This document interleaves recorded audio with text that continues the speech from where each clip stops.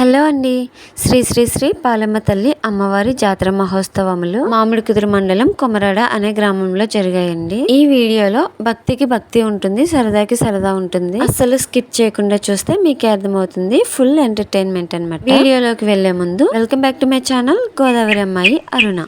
ఈ జాతర జరిగిన ఊరు నాకు కొత్త ఏమీ కాదండి. ఈ కొమరాడ అనే గ్రామం మా పెద్దమ్మ గారు ఊరండి. చిన్నప్పుడైతే చాలా సార్లు వచ్చాను. మ్యారేజ్ అయ్యాక అయితే ఇదే ఫస్ట్ టైం అని చెప్పొచ్చు. ఇన్నాళ్ళు కూడా పిల్లలు చిన్న వాళ్ళని రాలేదండి. ఇప్పుడైతే కొంచెం పెద్దవాళ్ళు అవుతున్నారు కదా, అప్పుడప్పుడు పిల్లల్ని కూడా బయట తిప్పితే బాగుంటుంది అనిపించింది. ఇంకా జాతర విషయానికి వస్తే రకరకాల వేషధారులండి. నాకు వీళ్ళని దగ్గరగా చూస్తే కొంచెం భయం అనిపించింది. అప్పుడప్పుడు ఇంటింటికి వేషధారులలో వస్తారు చూసారా, అటువంటప్పుడే ఇంట్లోంచి బయటికి రానన్నమాట. అలాంటిది ఇక్కడ అందరినీ ఒకేసారి చూసి కొంచెం భయం అనిపించింది. ఇంకా పక్కనే అన్నయ్యలు, అక్క, మా అత్తయ్య వీళ్ళందరూ ఉన్నారు గనుక కొంచెం అలా ధైర్యం చేసి నుంచున్నాను అనమాట.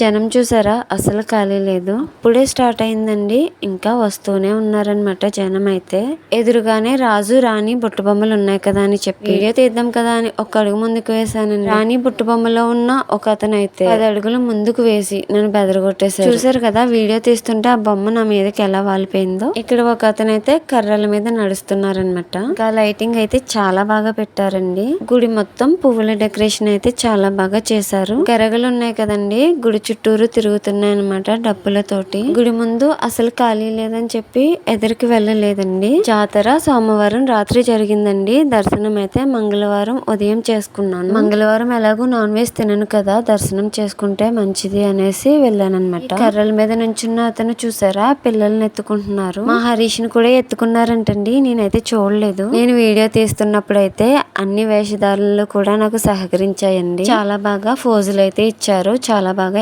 ఎంకరేజ్ చేశారు. మీరు సరిగ్గా గమనించినట్లయితే నేను వీడియో తీసిన ప్రతి ఒక్కరూ కూడా బాగా రెస్పాండ్ అయ్యారనమాట. నేను వీడియో తీసుకుంటున్నానని ఆ బొమ్మ చూసారా ఎలా డాన్స్ చేసేస్తుందో. నా వీడియో కోసం అనే చెప్పట్లేదండి, జనం కోసం కూడా వాళ్ళు చేస్తున్నారు. కానీ నా వీడియో కోసం కొంచెం కోఆపరేషన్ అయితే ఉంది. అమ్మ బాబాయ్, ఈ రాజు రాణి బొమ్మలకైతే నేను దూరంగానే వెళ్తున్నానండి. రాజుగారు రావట్లేదు కానండి, రాణి గారు మాత్రం వచ్చేస్తున్నారు దగ్గరికి. నా వాయిసే కాకుండా మధ్య మధ్యలో మీకు ఈ సందడంతా వినిపిస్తానండి.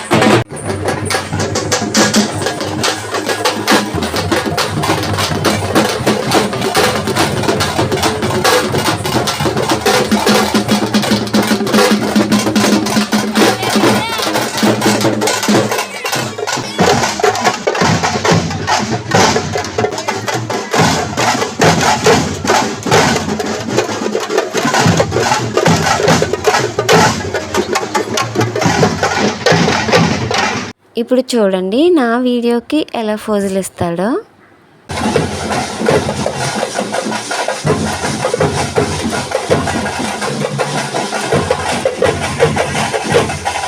నేను ఇక్కడ వీడియో తీస్తుంటే ఆ రాణి గారు చూసారా ఎంత సైలెంట్గా వచ్చేస్తున్నారు.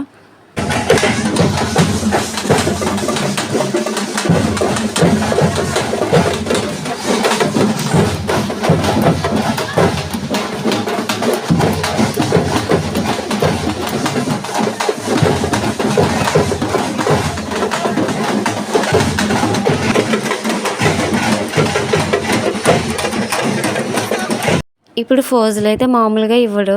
నేనంటే వీడియో తీస్తున్నానంట, నవ్వుకుంటున్నానంట, ఇంకా నేను ఏది చేస్తే అదేనమాట. ఈ జాతరలో అయితే నేను చాలా బాగా ఎంజాయ్ చేశానండి.